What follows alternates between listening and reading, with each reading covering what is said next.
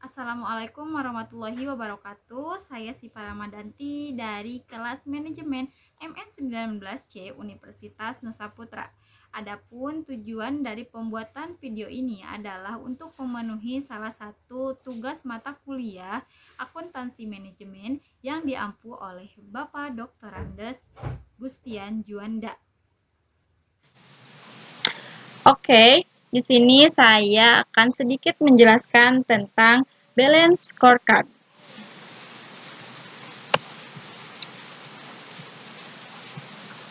Pengertian dari balance scorecard adalah metode pengukuran hasil kerja yang digunakan perusahaan atau biasa disebut dengan strategi manajemen. Pada awalnya, balance scorecard atau disingkat sebagai BSC digunakan untuk memperbaiki sistem pengukuran kinerja eksekutif. Nah, dengan BSC ini, perusahaan jadi lebih tahu sejauh mana pergerakan dan perkembangan yang telah dicapai. Dengan adanya BSC, sangat membantu perusahaan untuk memberikan pandangan menyeluruh mengenai kinerja perusahaan. Agar kinerja lebih efektif dan efisien, dibutuhkan sebuah informasi akurat yang mewakili sistem kerja yang dilakukan. Nah, kemudian di sini ada fungsi balance scorecard. Pada awalnya, BSC hanya digunakan untuk memperbaiki sistem pengukuran keuangan. Kemudian, meluas dan digunakan untuk mengukur 4 perspektif, yaitu keuangan, pelanggan, proses bisnis internal, serta pembelajaran dan pertumbuhan. Nah, di sini ada fungsi-fungsi balance scorecard, di antaranya yaitu yang pertama, satu, sebagai alat ukur perusahaan. Apakah visi dan misi yang dianut telah tercapai? Kemudian yang kedua ada sebagai alat ukur keunggulan kompetitif yang dimiliki perusahaan. Kemudian yang ketiga yaitu sebagai panduan strategi untuk menjalankan bisnis. Yang keempat yaitu alat analisis efektivitas strategi yang telah digunakan. Kemudian yang kelima yaitu memberikan gambaran kepada perusahaan terkait SWOT yang dimiliki. Lalu yang keenam yaitu sebagai alat key performance indicator perusahaan. Kemudian yang ketujuh yaitu sebagai feedback terhadap shareholder perusahaan. Nah, di sini terdapat 4 perspektif balance scorecard. Yang pertama yaitu perspektif keuangan. Dalam balance scorecard, perspektif keuangan merupakan perspektif yang tidak bisa diabaikan.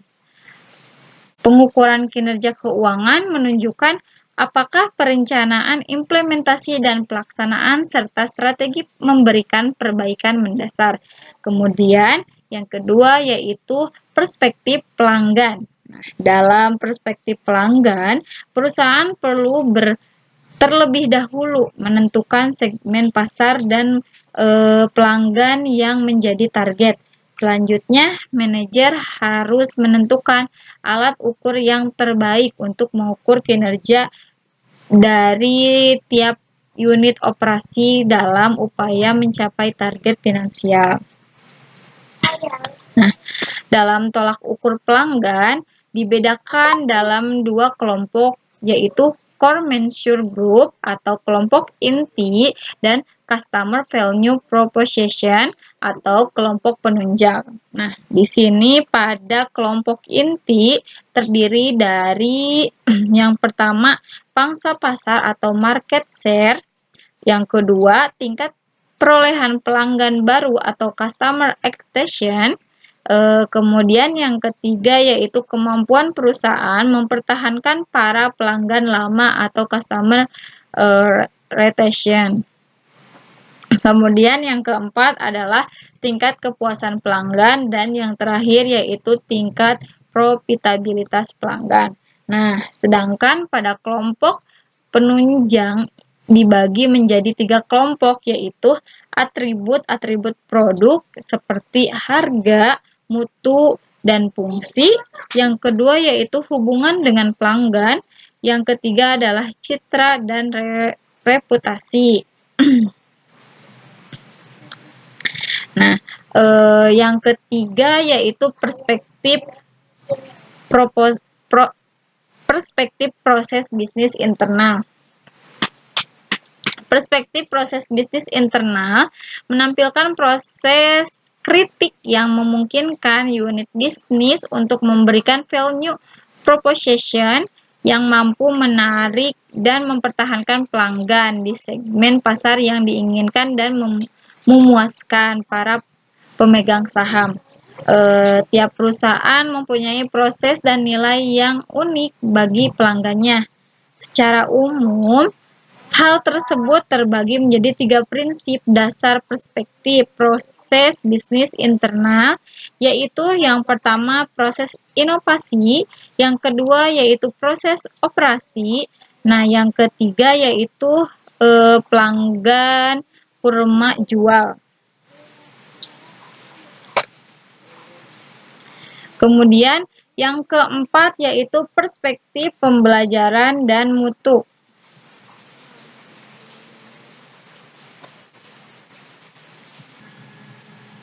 Nah, kemudian yang keempat yaitu perspektif pembelajaran dan pertumbuhan. Perspektif ini menyediakan infrastruktur bagi tercapainya ketiga perspektif sebelumnya serta untuk menghasilkan pertumbuhan dan perbaikan jangka panjang. Penting bagi suatu badan usaha saat melakukan investasi tidak hanya pada peralatan untuk menghasilkan produk atau jasa, tetapi juga melakukan investasi pada infrastruktur yaitu sumber daya manusia, sistem, dan produk.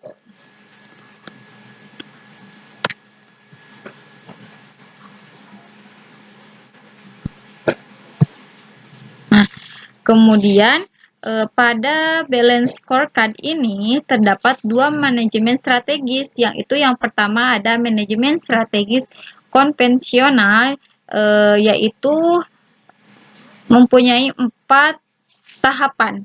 Yang pertama yaitu analisis lingkungan strategi, yaitu baik eksternal maupun internal untuk mendapatkan big picture dari lingkungan strategi yang ada dan yang akan dihadapi. Nah, kemudian yang kedua yaitu formulasi strategi. Jadi inilah tahapan di mana strategi tersebut dibuat dan dihasilkan untuk menghadapi berbagai tantangan perusahaan ke depannya. Nah, kemudian yang ketiga yaitu eksekusi strategi. Eksekusi ini yang telah dihasilkan dari tahap kedua. Nah, kemudian yang keempat yaitu evaluasi strategi. Jadi masalah mulai muncul ketika strategi mulai dieksekusi pada tahap ketiga. Kenapa?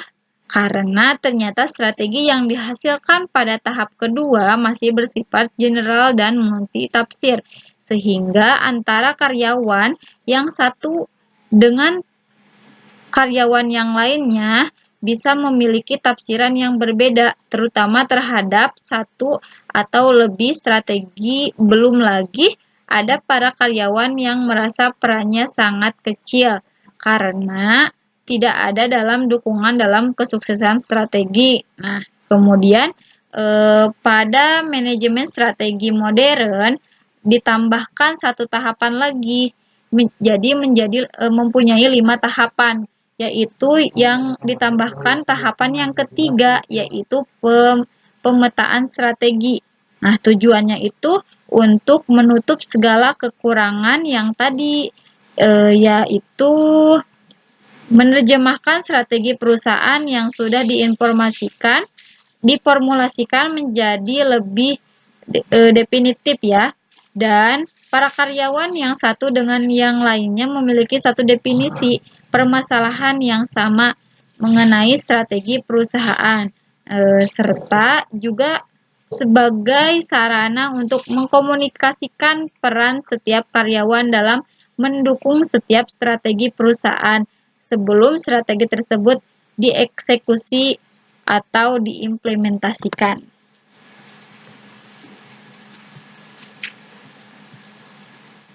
Sekian video dari saya, mohon maaf apabila ada kesalahan. Wassalamualaikum warahmatullahi wabarakatuh.